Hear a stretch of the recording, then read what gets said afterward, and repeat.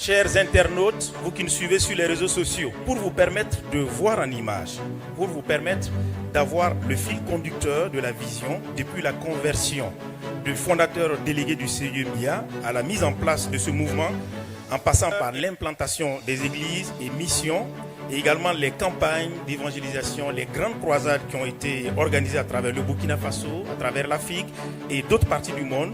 Nous allons vous permettre bien de suivre donc un documentaire produit par RMC Impact TV. Juin 1973 restera une période marquante dans le monde spirituel. L'événement de portée historique et mondiale est la conversion à Christ d'un jeune étudiant et fervent musulman à Toulouse, dans une église assemblée de Dieu.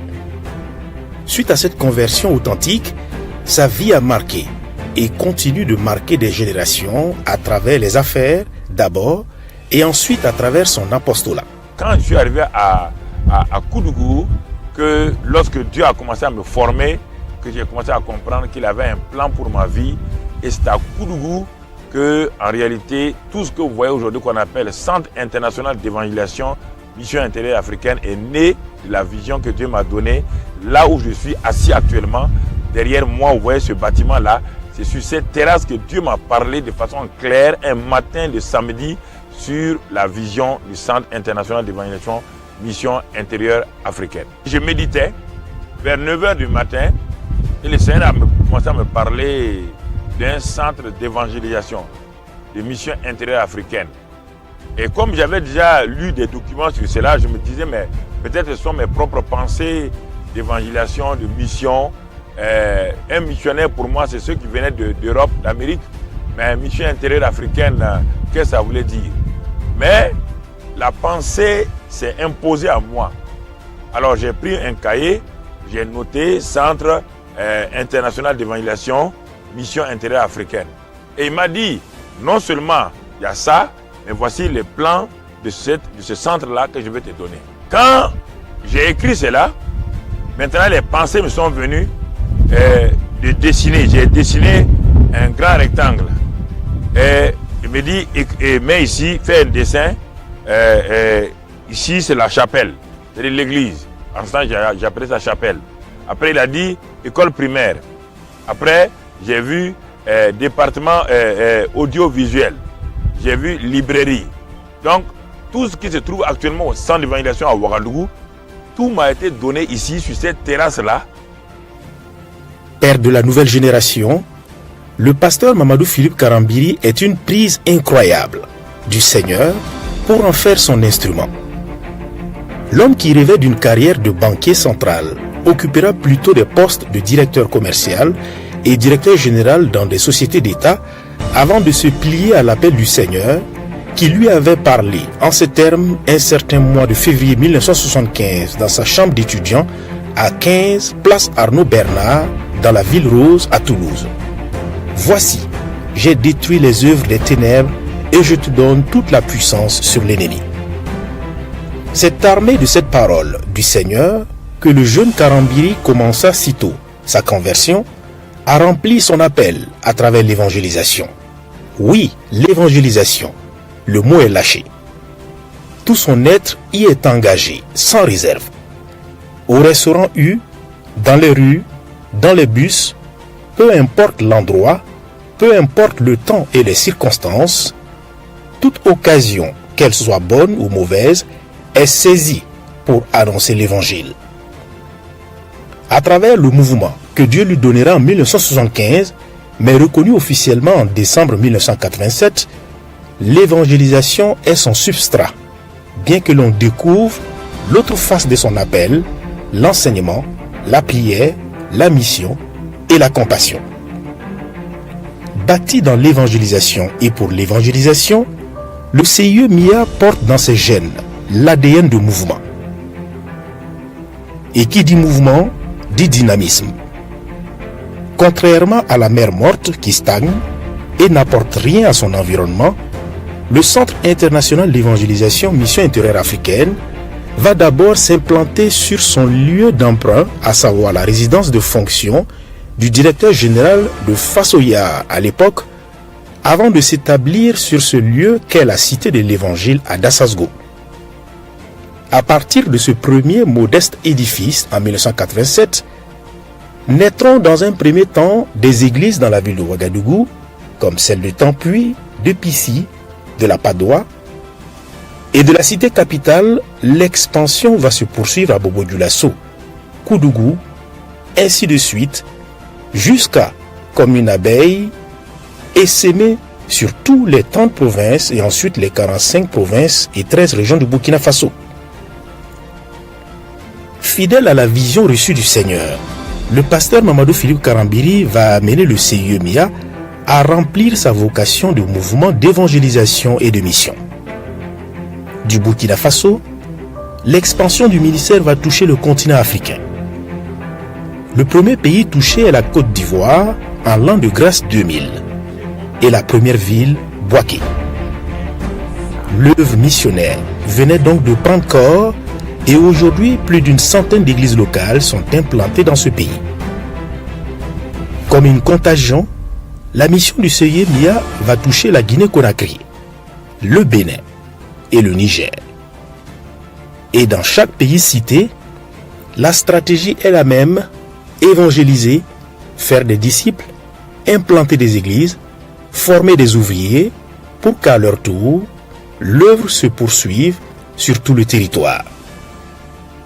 Au premier pays se sont ajoutés la République démocratique du Congo, RDC, la Guinée-Bissau, le Sénégal, le Cameroun, le Tchad, le Gabon, le Ghana, le Togo, la République centrafricaine, le Kenya, et la conquête se poursuivra sans arrêt sur tout le continent noir.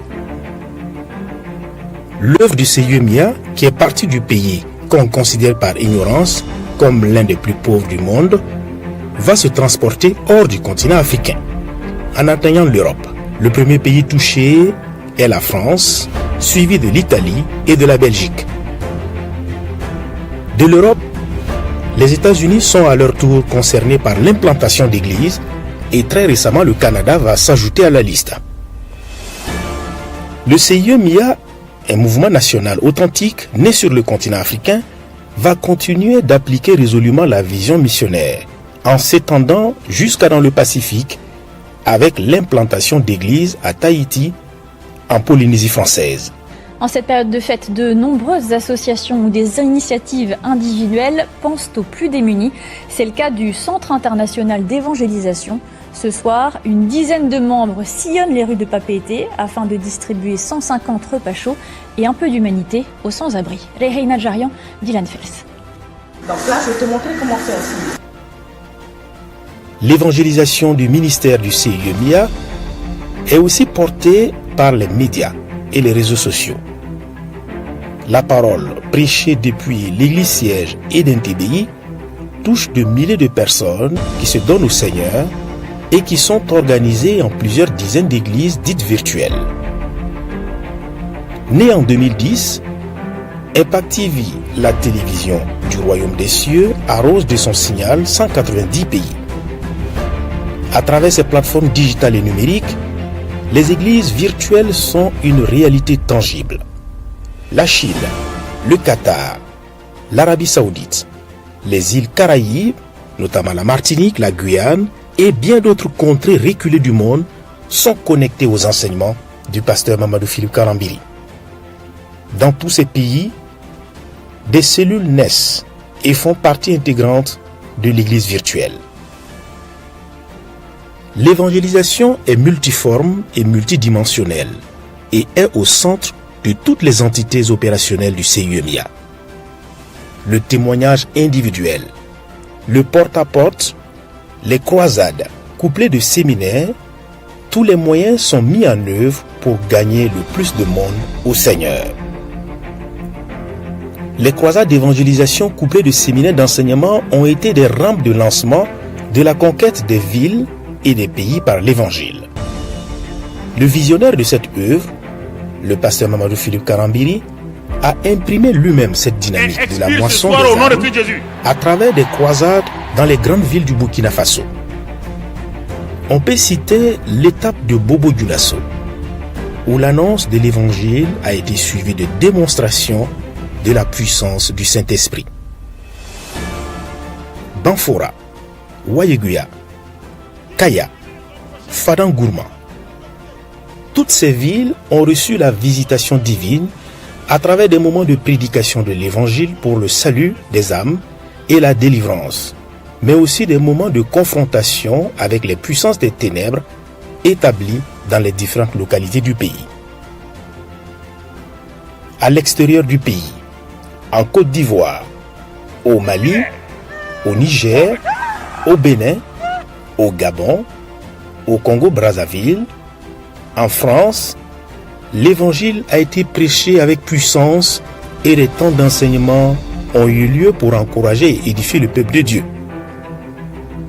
Des moments de révélation et de visitation divine indéniables. Des foules à perte de vue sont toujours sorties pour écouter la bonne nouvelle du royaume des cieux. Des temps de ministère n'ont pas manqué et des témoignages ont toujours abondé. Ces sorties d'évangélisation sont souvent des moments de témoignage de l'amour de Dieu et de reconnaissance à des autorités de la ville ou du pays. Ici, par exemple, avec le président Mathieu Kérékou du Bénin, le président Laurent Koudou-Gbagbo du Côte d'Ivoire, le président de la Commission de l'Union africaine à l'époque, Alpha Oumar Konaré, la présidente du Sénat du Gabon, des présidents d'institutions, des ministres et bien d'autres officiels. Des moments de qualité pour prier pour ces autorités élevées en dignité qui ont besoin de rencontrer l'amour de Dieu à travers la parole. À ces rencontres, des témoignages édifiants sont nés, comme la conversion du président béninois, le général Mathieu Kérékou.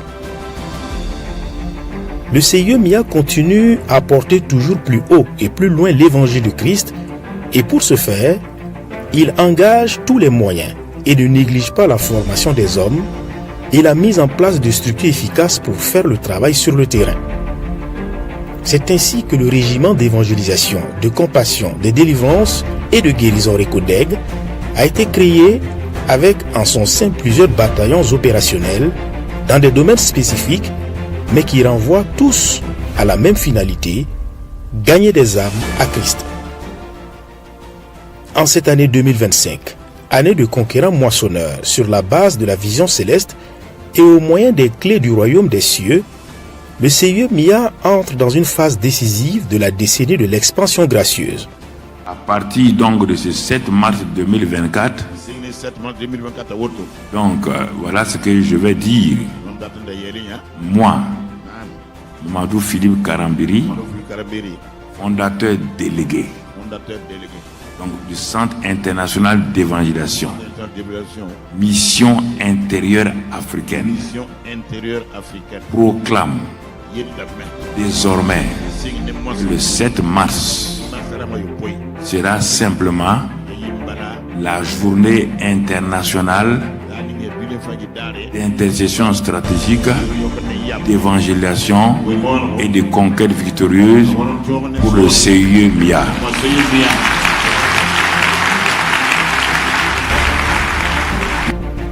Le lancement de la journée internationale d'évangélisation et de mission sonne comme une intensification de la vision.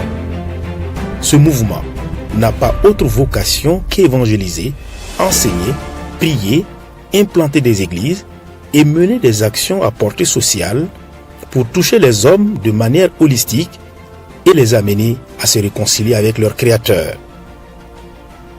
Le CIE MIA, avec sa vingtaine de missions en Afrique, en Europe et en Amérique, est la première église missionnaire du Burkina Faso. Ce mouvement suscité par Dieu finance toute l'œuvre sans avoir recours ni à des prêts bancaires, ni à des appuis extérieurs. Il y parvient par la grâce toute suffisante de Dieu à travers les dîmes et les offrandes du frère et sœurs qui ont cru à la vision.